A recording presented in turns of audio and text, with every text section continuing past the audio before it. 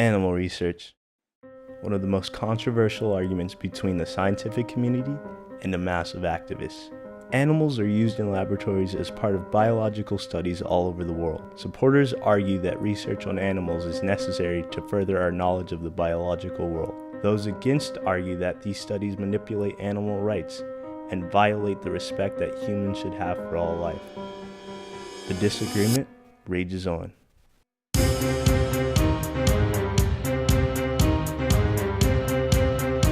Animal research plays a vital role in furthering our Yeah, it's a understanding. tough one, and of course, there's a big difference. We take this statement very seriously.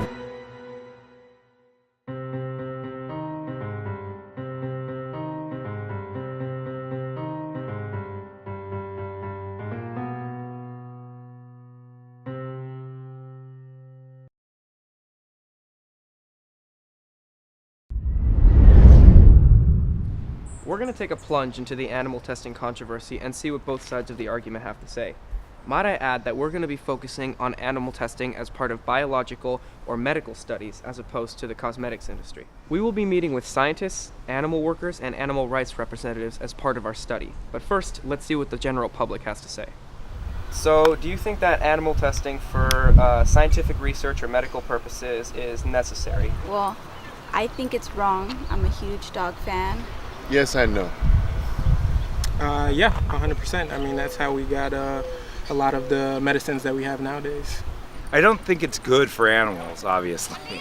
I consider my dog as a family member, so any kind of medical testing would be testing on a family member, and I don't think that's right.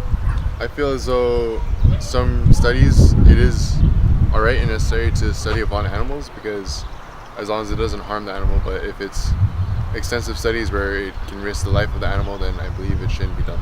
I don't think I have enough scientific information to know whether or not it's good.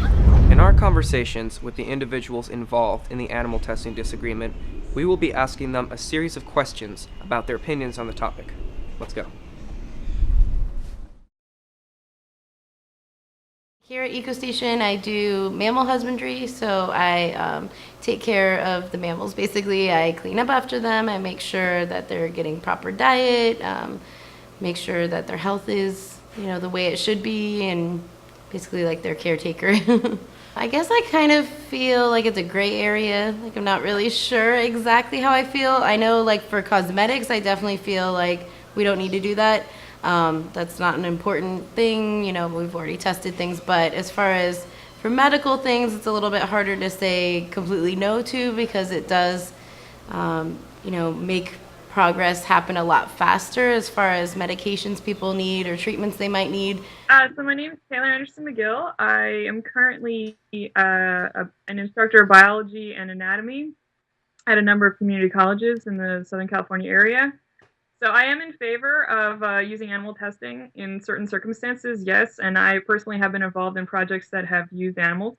I think it does have to be justifiable, certainly. There are some experiments that certainly should not be performed. There is definitely a level of humanity, humane treatment that is required. But in some circumstances, I think it really is far more beneficial than to not do that kind of research. I personally work primarily in ecology, and we extensively use animal models. We have to, because we're trying to understand how communities interact, how populations work. That's something you have to use animals for. There's really no other option. So my response to those who are very strongly opposed to any animal testing would be, number one, to just confirm that they understand what animal testing entails. That is not purely, killing the animal. It's not, doing a lot of these sort of inhumane things that a lot of people feel like it is. That a lot of times using animals, they aren't harmed in the process. We do have a lot of policies in place to protect them, but also that the research is not purely medical, that it is often for other purposes. So my name is Bridget Dillon. I am the Youth Campaigns Coordinator for PETA 2, which is the youth division of PETA, or People for the Ethical Treatment of Animals. PETA is against any use of animals in experiments. So, our stance is that it's unethical to imprison and experiment on other beings, no matter what your goals may be.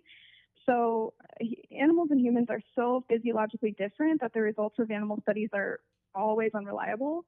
And product tests on animals are particularly meaningless because there's no way to know if like a product or a drug that appears to be safe for animals is also safe for humans. And, I also like to remind people that no U.S. law prohibits any animal experiment, regardless of how redundant or pointless or cruel it is. So the Animal Welfare Act, it's very weak and definitely poorly enforced, and it doesn't protect rats and mice, who are the most frequent victims of animal experiments. The law also excludes reptiles, birds, amphibians, as well as animals who are traditionally used for food.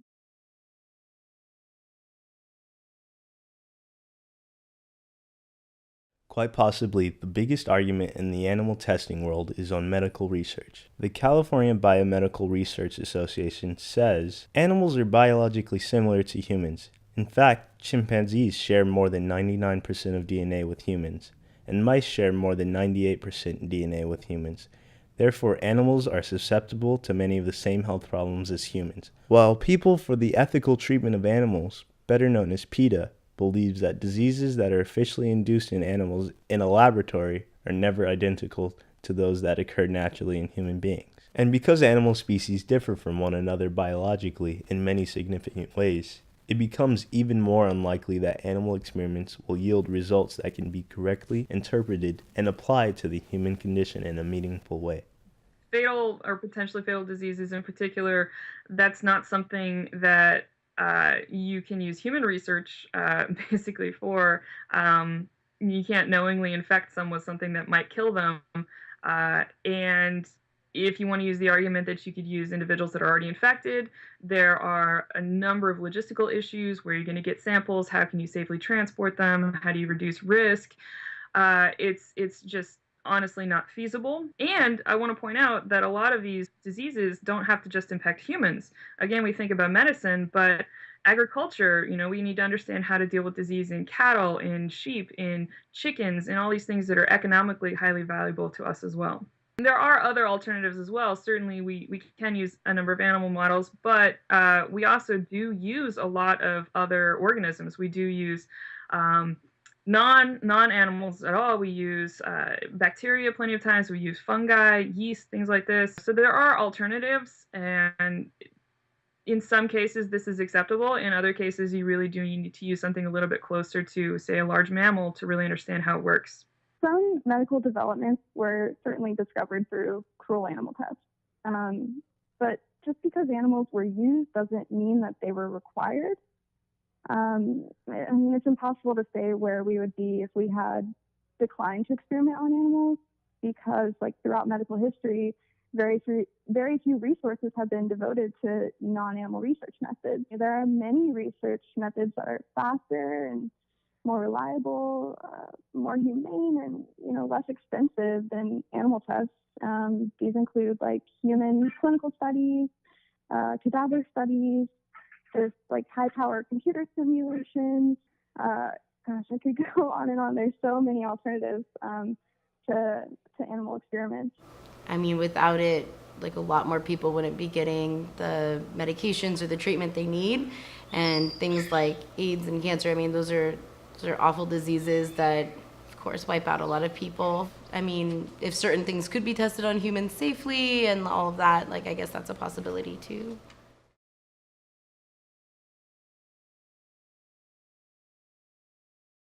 In the U.S., animal research in legitimate laboratories is regulated by the Institutional Animal Care and Use Committee, or IACUC for short. IACUC is an organization that monitors the treatment of animals in research studies. According to the committee, its job is to oversee humane care and use of laboratory animals and alleviating pain and distress in laboratory animals. These are just some of the many regulations that IACUC enforces. So, I did have to go through IACUC as well, but I spent more of my time dealing with the Department of Fish and Game. They were a little bit more, I would actually say, rigorous, given the type of project I was working on, because I wasn't collecting live specimens, I wasn't collecting dead specimens, I was just handling live animals in the wild, and they were thorough in asking for justification for everything that I was going to do with the animals. I had to justify every action I was going to take. I had to provide the animals with sufficient cover since they were nocturnal, make sure that they would be warm enough. I had to give them food, definitely, that would keep them alive for the entire time that they could presumably be in a trap. I had to justify using ear tags, using quite a bit of literature and discussing other people who had done similar things. So it was a process to get approved for my project.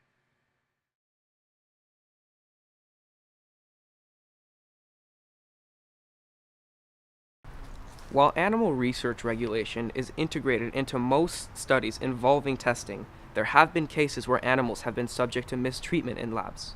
In 2011, SF Gate reported a disturbing incident at UC Berkeley where a study on voles resulted in a large fine. The study was on circadian rhythms, looking at how light affects physiology. The U.S. Department of Agriculture fined the university over $8,000 when the lab allowed 5 of the rodents to die of thirst during the experiment. I was honestly really shocked that they were even fined, and I think that is a huge step that they were fined, because so many animals do die, and there's no justice at all. It really just shows that animal experiments continue because they are part of the status quo. Whether or not their results apply to humans is irrelevant. Experimenters at universities and in private laboratories and in the government are definitely entrenched in the system, and they turn to animal experiments to address public concerns about human diseases. I think, meanwhile, government funding agencies such as like the NIH or the National Institute of Health are staffed by animal experimenters who are more likely to give grants to animal experimenters than to scientists who use non-animal methods.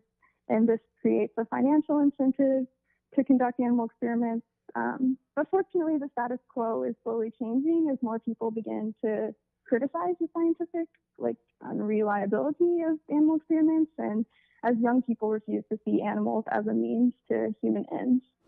I don't know, maybe they're so focused on their research that they don't actually think, that these are animals that are still living their life and, still need some basic things like water, of course. Definitely stuff like that seems pretty inappropriate. Unfortunately, I think they reflect very poorly because they do sort of stand out to the general public. I don't think that they are a normal event. I do think that the scientific community as a whole does attempt to be cautious in their use of live specimens. Having said that, it's a huge field. There are, millions upon millions of these sample animals that are found in labs, and occasionally something is going to happen. There will be miscommunications, and my understanding of this incident was that it was human error. It was simply miscommunication between people as to who was going to take care of these particular animals, which is not exclusive to animal research. Human error happens everywhere. You're going to find that in medicine. Talk to any nurses or doctors. There have been errors. There are going to be mistakes. And so to use this as a purely saying, well, because this incident occurred, we can't have animal testing, or this is a huge justification for not, I think that's maybe blowing it out of proportion a bit.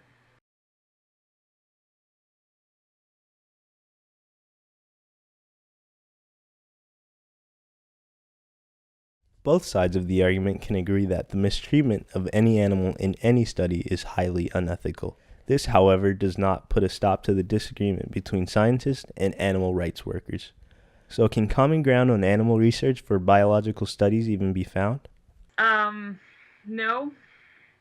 Honestly, I don't. I think the amount of funding that would be required to do something like that, the amount of bureaucracy that would add to an already fairly overloaded system, would not be the best application of those kind of funds, first of all. But I also think that for most animal rights activists, that still wouldn't be enough.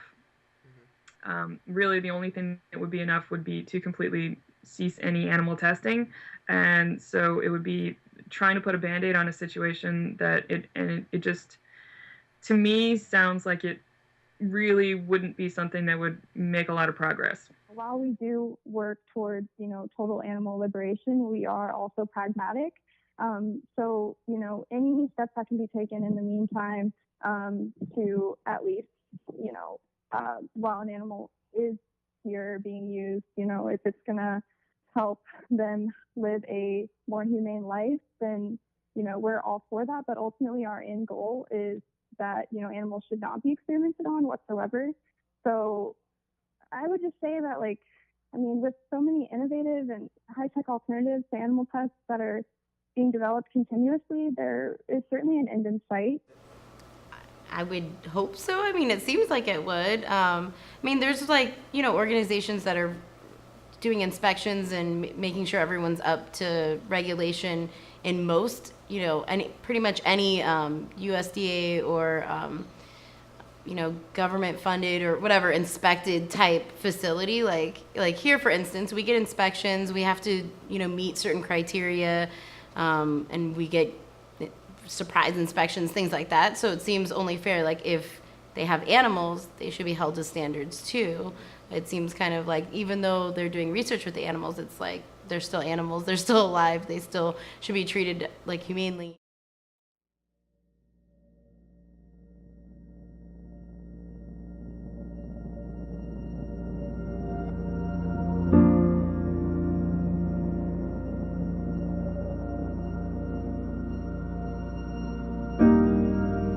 So there you have it.